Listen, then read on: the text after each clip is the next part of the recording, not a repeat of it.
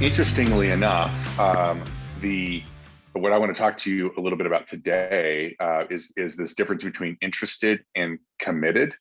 And while it sort of hit me sometime maybe the end of last week, over the course of the weekend, it was all I saw. Like as I was reading and I was listening to books on tape I just aged myself. It's no longer books on tape. And I was listening to podcasts and that kind of stuff. It was just everything I heard and saw was this interested versus committed. So I thought, gosh, maybe someone's trying to tell me something that I actually need to come and have a conversation with you about it. And I saw that Josh Andreessen, realtor of Eagle County, Vale Valley extraordinaire, is on the call. And we are out 5 days into our habit stack, which is the 25-day hard deal where we do 3 in a row. And I think Josh can tell you that if you were just interested in doing the 25-day habit stack, you wouldn't make it very far. It really does take a commitment. And so I want to talk just a little bit about that because I think it's really important to all areas of our life. I think one of the things that I find, and maybe I'll pick on myself a little bit here, one of the things that I find is that it's really easy to put a label on it and say, hey, listen, I'm committed. I'm a high performer. I do these things. But you can take a corn label and you can put it on a spinach can. It doesn't make it corn. It's still spinach. And I don't know about you, but spinach out of a can is nasty, right? The truth of the matter is it's your actions that truly matter, right? Yes, Josh, huge commitment, right?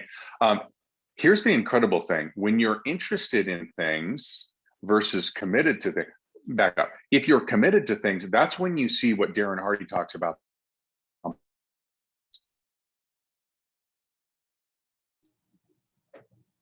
That's your action. And bottom line, I'm assuming that the people that are on this call, the people that are watching this video are committed because you are here, right? And you're here every morning. I see you, I see you. And I understand what it takes to make sure that you make a 9 o'clock call every single morning to get the wisdom from Carrie, the celebrations from Teresa, and a little bit of hopefully momentum or motivation or tactical from your leadership. I get it. And I appreciate you very much. What I'm really talking about are other people, or maybe other areas in your life that you're not experiencing the committed versus interested. So whether it's Tom Ferry talking about, hey, are you committed or are you interested, or whether it be Jim Rome talking about the same thing, or whether it be Tony talk. Here's one. Tony Robbins did a little visual that I thought was really good. So I'm going to steal it. I'm going to show it to you because we all have people in our lives interested. They may say they're committed, but we can see from their actions. These are the people that are always what I'm talking about. So they get started and they do their thing. They're like, this isn't really working. I'm going to try this thing over here. It could be relationships. It could be all kinds of things. But you know what I'm talking about, right? Like they're going along and they plateau. Anybody have a plateau? Like it happens all the time.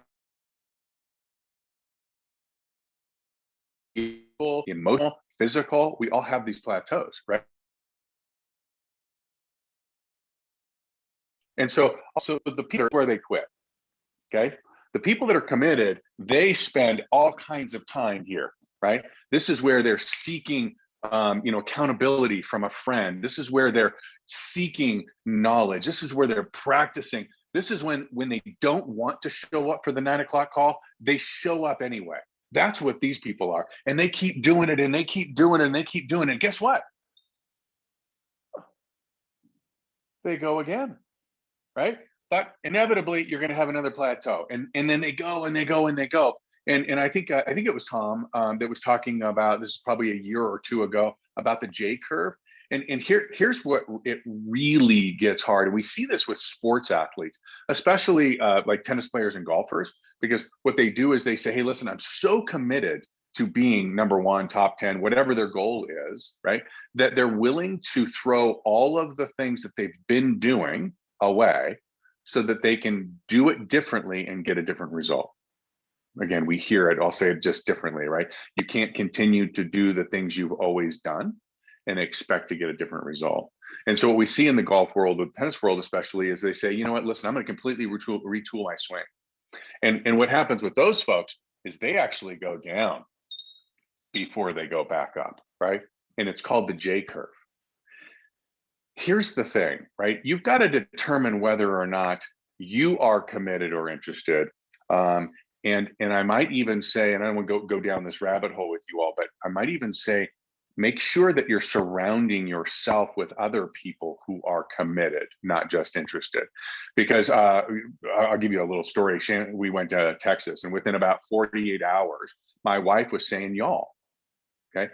It was a real world example of what your environment, the impact your environment has on you. Okay. If within 2 days, a gal from Montana can be using Texas slang, then you know that the impact from your environment is real. Okay. You are what you are receiving from the people around you. So making sure that you're hanging out with people who are committed is really, really, really important. Bottom line, there is a difference between interested and committed. You can't just label yourself committed and expect that you're going to have the results of someone that's committed. You have to do the actions. You got to get through the pain. You got to work through the plateau. I know you're committed because you're on this call. If there's anything that we can do as your partners, please let us know. Be distinctive.